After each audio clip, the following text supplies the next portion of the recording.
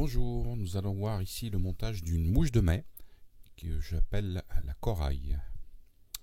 Alors nous allons monter cette mouche sur un hameçon numéro 12, tige longue. Je vais utiliser comme d'habitude du fil de montage 12-0 en couleur orange, orange chaud. Donc je fais un enroulement sur la hampe de l'hameçon et je coupe le petit fil qui dépasse. Alors pour faire la queue, je vais prendre du pardot de couleur rubion.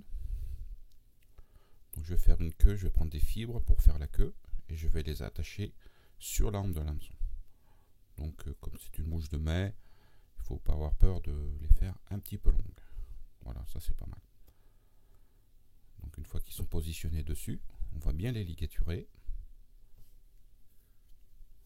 pour faire un sous-corps.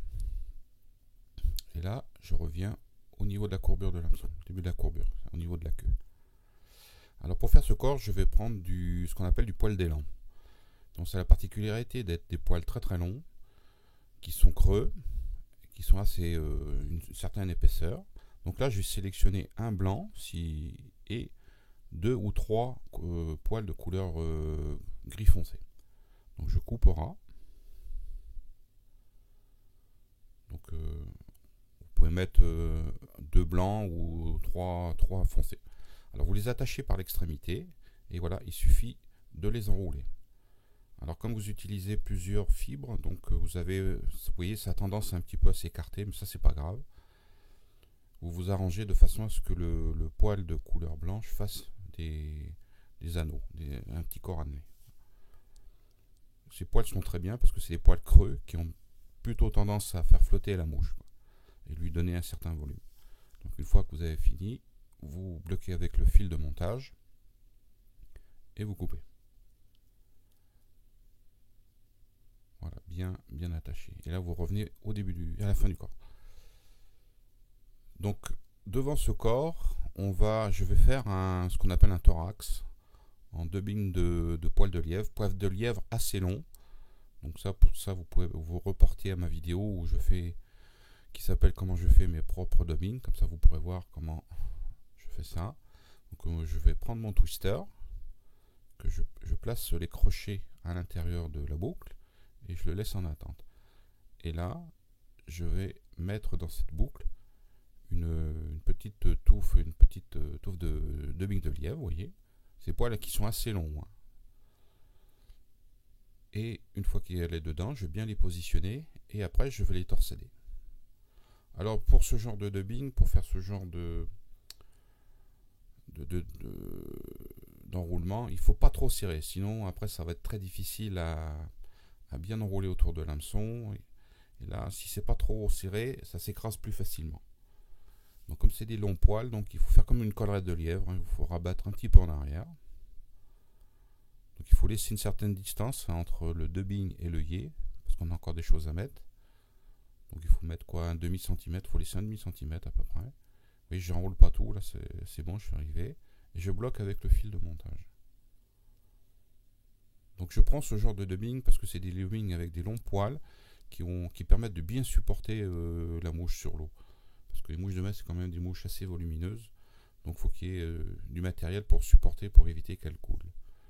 Donc je rabats tout en arrière pour bien dégager la partie qui reste.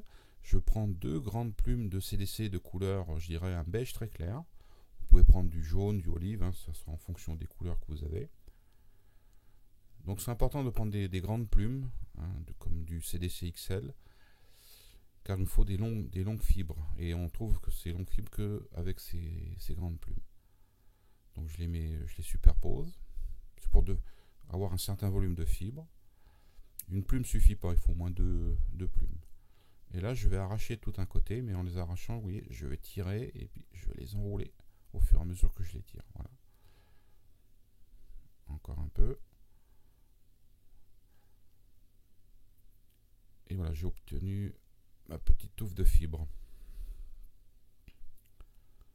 Voilà, ça suffit. En quantité, ça suffit. Sinon, si vous en mettez trop, après, pour quand vous allez attacher, ça sera trop épais. Donc, je coupe la base. Et voilà, j'obtiens ma touffe de CDC. Impeccable. Maintenant, je vais la positionner au-dessus de la mouche et je vais ligaturer. Donc je ligature, je laisse vraiment le strict minimum pour avoir un maximum de longueur d'aile derrière. Et là, il faut bien serrer. À la rigueur, il faut... vous voyez, je mets un petit coup d'ongle pour écarter. Ce que je recommande, vous voyez, là, je défais et je religature. Voilà, il faut faire des fois 2 fois, 3 fois. Ça permet de bien serrer, de bien compresser. Et ça va diminuer la grosseur de votre tête. Donc je coupe tout ce qui est un petit peu en trop. Voilà, et là avec le fil de montage, j'écrase le tout. Il faut bien serrer. Sinon après vous allez vous retrouver avec une tête assez énorme. Là je retourne la mouche et je vais avec une bonne paire de ciseaux, je vais couper derrière l'aile pour la former. Alors je coupe en biais. Voilà, ça va donner une petite forme d'aile. Je fais un petit peu le ménage dessous dans le dubbing. Vous voyez ces grandes fibres, ça donne vraiment les pattes qui descendent dessous et qui va supporter la mouche. Alors pour faire la collerette, je vais utiliser du pardot. Vous voyez à gauche, à droite, c'est du pardot, je dirais de taille normale, et à gauche, c'est du pardot, mais du pardot très petit, très fin. Alors ça, je trouve ça chez Stéphane Florian. Mais si vous n'en avez pas, vous pouvez utiliser une plume de coup de coq qui fera très bien l'affaire. Alors j'attache la plume à son extrémité. Et là, je vais faire une petite demi-clé pour bloquer le fil. Parce que quand on emprisonne pas mal de fibres, ça fait de certains volumes.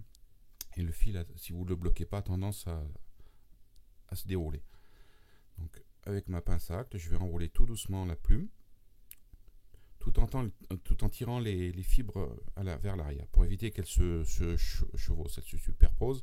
Et ça part dans tous les sens. Donc on prend son temps. Là, on va enrouler toute la plume. Voilà.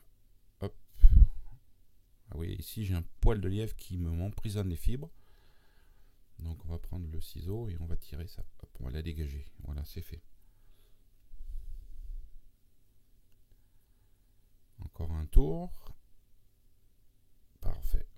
Et voilà, j'arrive. Là, avec le fil de montage, je vais bloquer la plume.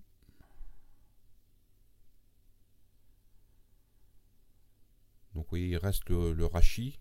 Mais ça, bon, je bloque le fil. Le bout de rachis qui reste, je l'enlèverai plus tard.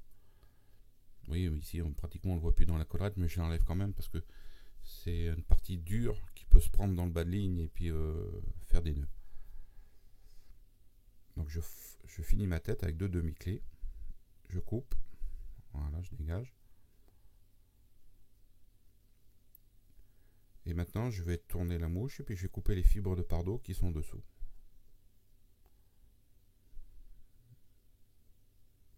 Voilà, on lisse bien. Donc la mouche est finie. On va mettre une petite goutte de cyanolite sur la tête et ça ne bougera plus. Parfait. Voilà. Donc les différents types de mouches que vous pouvez faire avec ce type de montage. Ici j'ai rajouté des poils d'élan pour faire la queue. Et là j'ai mis des fibres de queue de faisan commun. Donc vous pouvez faire varier. Et voici quelques exemples que vous pouvez faire avec ce type de montage. Vous pouvez faire varier les couleurs, ainsi de suite. Voilà. À bientôt.